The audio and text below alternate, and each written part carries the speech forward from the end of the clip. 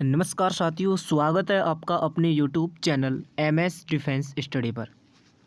साथियों, इस वीडियो में बात करने वाले हैं एसएससी एमटीएस एग्ज़ाम के लिए जीके जीएस के कुछ इंपॉर्टेंट क्वेश्चनों पर हम डिस्कस करने वाले हैं, जो कि आपके एसएससी एमटीएस एग्ज़ाम के लिए अति महत्वपूर्ण क्वेश्चन ये रहने वाले हैं साथियों। तो वीडियो को पूरा अंत तक जरूर देखिए, और जो भी साथी चैनल पर नए हैं साथियों, चैनल को आप जरूर सब्सक्राइब करें। साथियों, वही क्वेश्चन आपको यहाँ पर करवाए जाने वाले हैं जो कि आपके एसएससी एमटीएस एग्जाम में किसी न किसी शिफ्ट में आपको जरूर ये क्वेश्चन आपको देखने को मिलने वाले हैं, इसलिए वीडियो को पूरा अंत तक जरूर देखिए। तो चलिए साथियों, स्टार्ट करते हैं आज के इन क्वेश्चनों को। तो क्वेश्चन साथियों आपकी स्क्रीन पर दिया गया है, साथ के साथ कॉमेंट सेक्शन में आंसर भी देते हुए चलिए। क्वेश्चन है, भारत का कौन सा राज्य माझा, दोआब और मालवा क्षेत्रों में विभाजित है? तो कौन सा राज्य है साथियों जो माझा, दोआब और मालवा क्षेत्रों में क्या है साथियों, विभाजित है?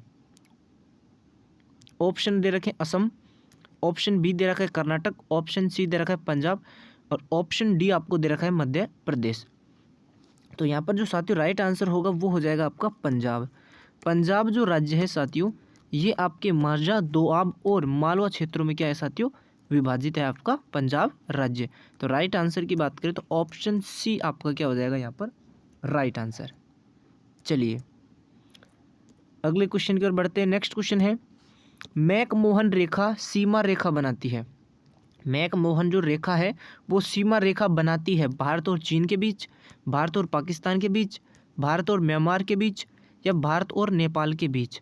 तो जो मैकमोहन जो रेखा है वो सीमा बनाती है किन किन देशों के बीच जो है वो सीमा बनाती है? तो वो आपके भारत और चीन के बीच, किस किस के बीच? भारत और चीन के बीच जो है वो सीमा बनाती है साथियों मैकमोहन रेखा। तो इस क्वेश्चन का जो राइट आंसर होगा ये आपका हो जाएगा ऑप्शन नंबर ए। अगले क्वेश्चन की ओर बढ़ते हैं। नेक्स्ट क्वेश्चन है, भारत में कितने राज्यों, संघ व राज्य क्षेत्रों की 2 से अधिक अंतर्राष्ट्रीय सीमाएं हैं? आपसे पूछा है कि भारत में कितने राज्यों या संघ राज्य क्षेत्रों की 2 से अधिक अंतर्राष्ट्रीय सीमाएं हैं। राज्य की संख्या आपसे पूछ रही है, 1 है, 2 राज्य है, 3 है या 4 राज्य है? तो राइट आंसर हो जाएगा आपका 4 राज्य। क्या हो जाएगा? 4 राज्यों की जो 4 राज्यों या संघ राज्य क्षेत्रों की जो है अंतर्राष्ट्रीय सीमाएं हैं। ठीक है, तो राइट आंसर हो जाएगा ऑप्शन नंबर डी। अगला देखिए, मूसी नदी निम्नलिखित में से किस नदी की सहायक नदी है? जो आपकी जो साथियों मूसी नदी है, यह आपसे पूछा है कि किस नदी की सहायक नदी है? यमुना नदी की है, गंगा नदी की है, गोदावरी नदी की है, या कृष्णा नदी की है? तो ये आपके साथियों कृष्णा नदी की है। किसकी है? कृष्णा नदी की है आपकी मूसी नदी सहायक नदी। तो राइट आंसर हो जाएगा इस क्वेश्चन का ऑप्शन नंबर डी। चलिए नेक्स्ट क्वेश्चन की ओर बढ़ते हैं साथियों। ताप्ती नदी का उद्गम स्थल कहाँ पर है साथियों? ताप्ती नदी का जो उद्गम स्थल है ये कहाँ है? तो ये है आपका सतपुड़ा में। ताप्ती नदी का जो उद्गम स्थल है वो कहाँ पर है साथियों? सतपुड़ा में है। तो इस क्वेश्चन का राइट आंसर क्या हो जाएगा? ऑप्शन नंबर बी हो जाएगा। अगले क्वेश्चन की ओर बढ़ते हैं। नेक्स्ट है, बारी दोआब खालिस्तान के बीच का क्षेत्र है। जो बारी दोआब है साथियों, ये आपसे पूछा है कि खालिस्तान के बीच का क्षेत्र है, रावी और गंगा के बीच का क्षेत्र है, व्यास और रावी के बीच है, सतलज और रावी का बीच का है, या व्यास और सतलज नदी का है? तो किसका बीच का क्षेत्र है आपका बारी दोआब? तो ये आपका साथियों राइट आंसर हो जाएगा, व्यास और रावी नदी का क्षेत्र है। ठीक है, बारी जो दोआब है खालिस्तान के बीच का क्षेत्र है, तो व्यास और रावी के बीच का क्षेत्र है, ये भी आप जरूर याद रखें। तो राइट आंसर क्या हो जाएगा इस क्वेश्चन का? Option number B. अगला देखिए, निम्नलिखित में से किस नदी को व्यात भी कहा जाता है? किस नदी को कहा जाता है साथियों? झेलम को, जकार को, तवी को, या संयोग को?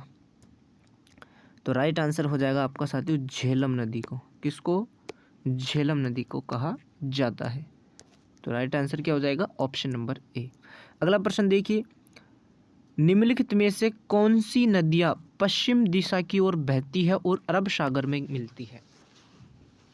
कौन सी जो नदी है साथियों वो पश्चिम दिशा की ओर बहती है और अरब सागर में क्या होती है?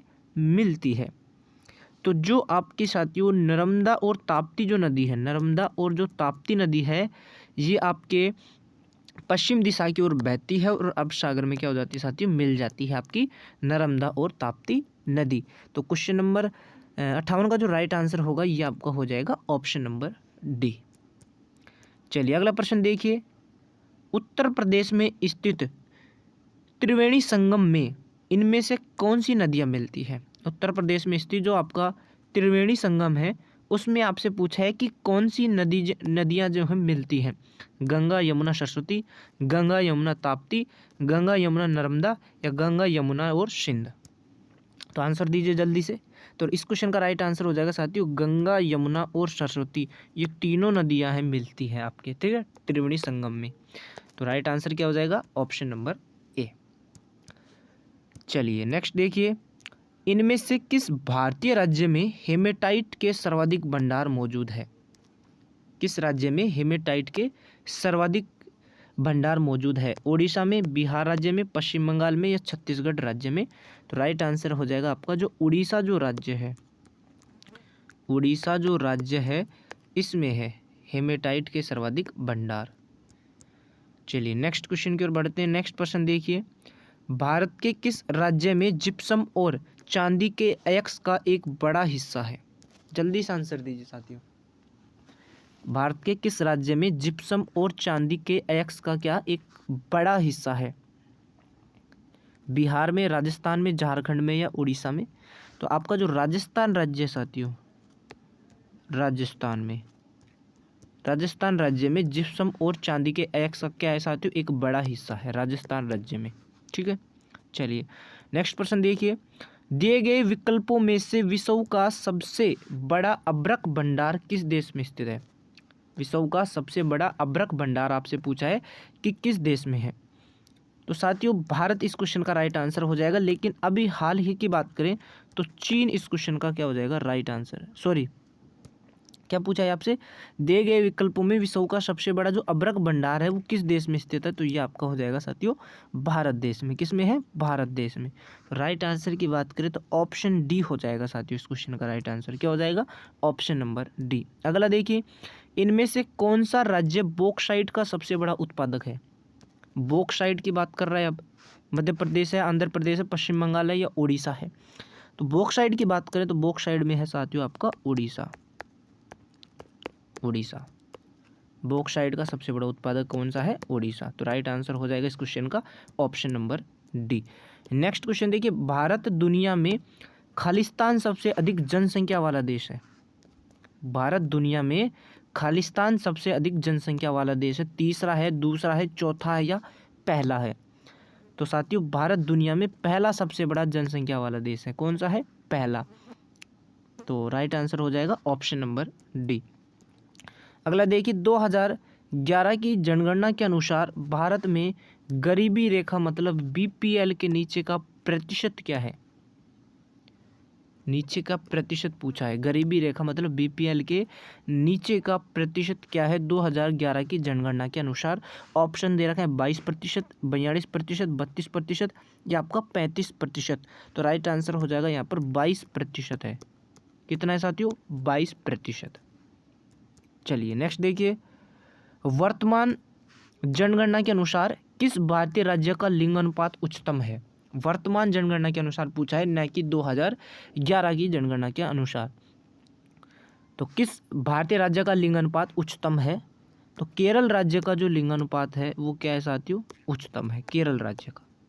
तो इस क्वेश्चन का राइट आंसर क्या हो जाएगा ऑप्शन नंबर बी। अगला देखिए, जनगणना 2011 के अनुसार उत्तर प्रदेश में 10 लाखी नगरों की संख्या है। 10 लाखी नगरों की संख्या कितनी है। तो 7 है साथियों। कितनी है, 7 संख्या है। अगला देखिए, किसी देश के प्रति शुद्ध कृषि क्षेत्र की कुल जनसंख्या उसके खालिस्तान को दर्शाती है। शारीरिक घनत्व को दर्शाती है, जनसंख्या घनत्व को दर्शाती है, कृषि घनत्व को दर्शाती है या पशुधन घनत्व को दर्शाती है। तो किसी देश के प्रति शुद्ध कृषि क्षेत्र की कुल जनसंख्या जो है साथियों वो उसके शारीरिक घनत्व को दर्शाती है। किसको दर्शाती है, शारीरिक घनत्व को दर्शाती है। तो इस क्वेश्चन का जो राइट आंसर होगा ये आपका हो जाएगा ऑप्शन नंबर ए। अगला देखिए, 2011 की जनगणना के अनुसार निम्नलिखित में से कौन सा राज्य भारत का सबसे कम शहरीकृत राज्य है? शहरीकृत राज्य आपसे पूछा है 2011 की जनगणना के अनुसार, तो वो है आपका हिमाचल प्रदेश। हिमाचल प्रदेश जो राज्य है ये क्या है? सबसे कम शहरीकृत राज्य है 2011 की जनगणना के अनुसार।